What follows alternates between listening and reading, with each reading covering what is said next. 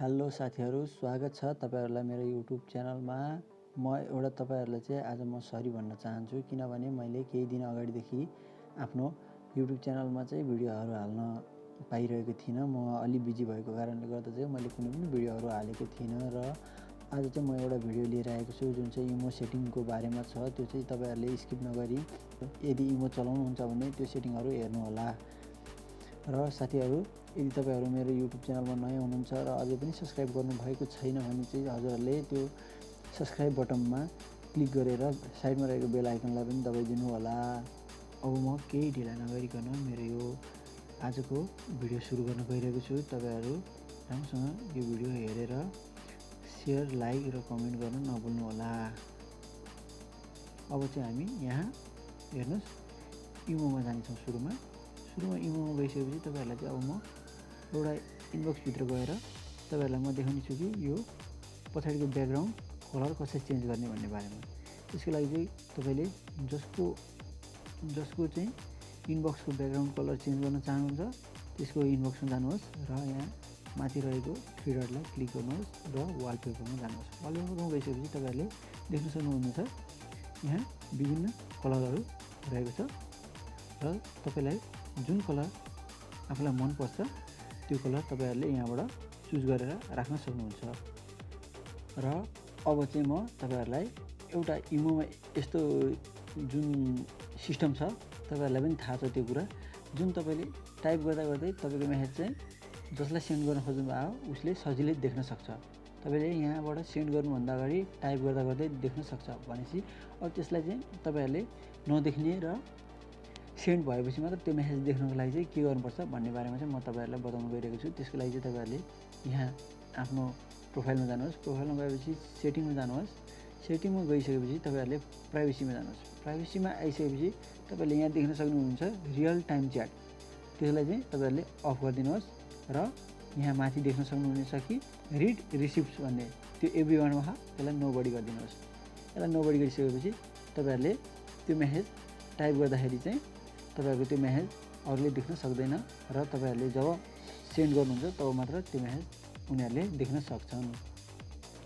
अब छ अर्को सेटिङ। अर्को सेटिङमा चाहिँ तपाईहरुलाई म यो जुन आफ्नो प्रोफाइल पिक्चर हुन्छ त्यो चाहिँ कसरी हाइड गर्ने भन्ने बारेमा, इमोको तपाईहरुले राख्नु भएको फोटो चाहिँ अरूले नदेखोस् भन्नको लागि तपाईहरुले कसरी त्यसलाई हटाउन सक्नुहुन्छ। त्यसको लागि चाहिँ तपाईहरुले आफ्नो प्रोफाइल हटाउनको लागि चाहिँ तपाईहरुले पहिला सुरुमा सेटिङमा जानुपर्ने छ। सेटिङमा गइसकेपछि तपाईहरुले फेरि यसमा प्राइभेसीमा जानुपर्छ। प्राइभेसीमा गइसकेपछि तपाईहरुले यहाँ देख्न सक्नुहुन्छ अवतार भन्ने अप्सन। अवतार भन्ने अप्सन चाहिँ यहाँ तपाईहरुले एभ्रीवान छ। एभ्रीवान भनेपछि तपाईहरुको सबैले देख्न सक्छ।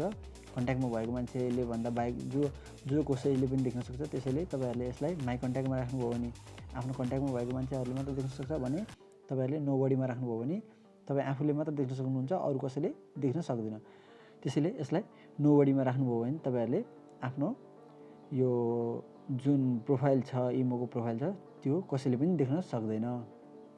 र त्यसपछि आउँछ हाम्रो अर्को सेटिङ। अर्को सेटिङमा चाहिँ हामीले तपाईहरुलाई अब लास्ट सिन जुन हुन्छ तपाईहरुले देख्न सक्नुहुन्छ कि कुनै पनि व्यक्तिको यहाँ हेर्न सक्नुहुन्छ यहाँ सजिलै लास्ट सिन देखाउँछ। यसरी लास्ट सिन देखाउँछ।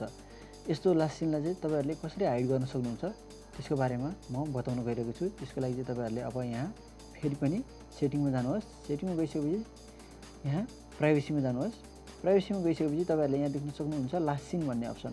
त्यसमा चाहिँ तपाईहरुले क्लिक गर्न सक्नुहुन्छ र क्लिक गरिसकेपछि तपाईहरुले यहाँ देख्न सक्नुहुन्छ कि लास्ट सिन एभ्रीवान छ। एभ्रीवान छ।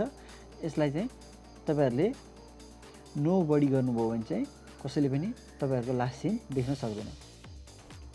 त्यसैगरी छ अब अर्को सेटिङ। अर्को सेटिङमा चाहिँ तपाईहरुलाई म के भन्न गइरहेको छु भने त्यो जुन तपाईहरुलाई कसैले यो अब च्याटमा भिडियो जसरी फोटोहरु सेन्ड गर्छन् त्यो फोटोहरु चाहिँ गएर तपाईको ग्यालरीमा बसिन्छ। त्यो चाहिँ तपाईहरुलाई के हुन्छ भने तपाईहरुले नचाहँदा पनि त्यो भिडियोहरु चाहिँ तपाईहरुलाई फोटोहरु चाहिँ तपाईहरुको ग्यालरीमा गएर सेभ हुन्छ।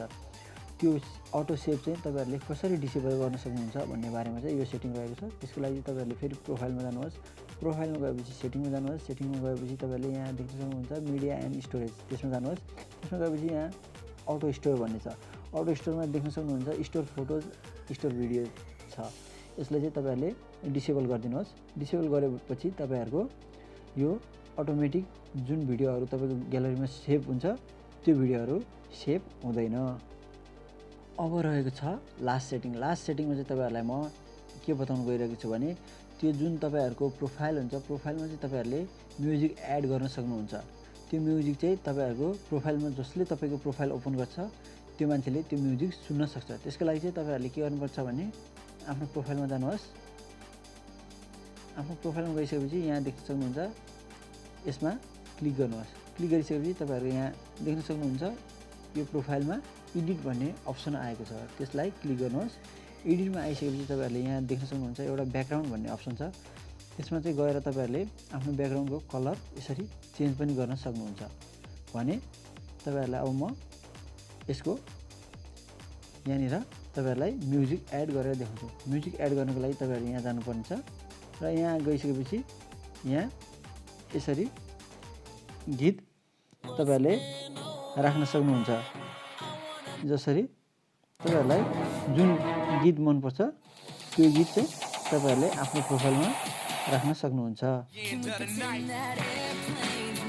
यसरी राखेर ब्याक आउनुहोस् र यसरी तपाईँको जुन आफ्नो प्रोफाइलमा जो आएर तपाईँको प्रोफाइल हेर्छ त्यो मान्छेले चाहिँ यो गीत यसरी सुन्न सक्छ।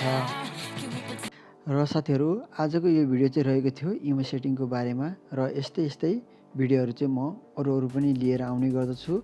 त्यसको लागि चाहिँ तपाईँहरूले मलाई लाइक, सब्सक्राइब, सेयर हान्न चाहिँ नबिर्सिनु होला। र तपाईँहरूलाई म यो इमोको बारेमा मात्र नभई विभिन्न एप्सहरूको बारेमा तपाईँहरूलाई जानकारी दिइ नै रहन्छु र विभिन्न टेक्निकल कुराहरूको बारेमा जानकारी दिइ नै रहन्छु। त्यसैले मलाई सब्सक्राइब गर्न चाहिँ नभुल्नु होला।